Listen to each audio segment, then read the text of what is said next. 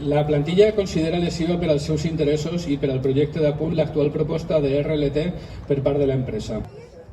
L'empresa va traslladar els últims dies als comitès d'empresa d'apunt i CBMC la última proposta de RLT que proposava canvi de funcions i fusions de categories. La proposta es va traslladar a la plantilla, la qual de manera molt majoritària va considerar que aquesta nova RLT, lluny de millorar el normal desenvolupament del treball, constituiria un greu entrebranc per a l'organització dels treballadors, a més de provocar una gran desestabilització en l'ambient laboral. En alguns casos, la unificació de categories altera els requisits originals amb què les treballadores i treballadors van accedir a les borses de treball, la qual cosa els impedeix tornar a presentar-se en la seva categoria que ocupen actualment. En altres, la descripció de les funcions de la categoria no s'ajusta a les que realment es desenvolupen o a les que marquen els plans d'estudis reglats pel Ministeri d'Educació. Tot això podria provocar que la propera selecció de personal patirà impugnacions per part de molts sectors. L'actual plantilla porta més de 2 anys formant-se i treballant per realitzar cada volta millor les funcions assignades a cada categoria i, per tant, sembla un sense sentit que tot aquest treball deixarà ara de valorar-se per un arbitrari canvi de categories laborals, de funcions o inclús de requisits.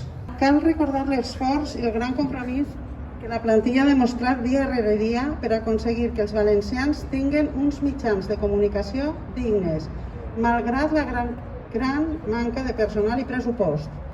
Per això, els professionals de la majoria de categories laborals i els comitès d'empresa, com a representant màxim de la plantilla, volen traslladar al Consell Rector d'Apunt el profund malestar en relació a la proposta de la nova RLT, o relació de llocs de treball.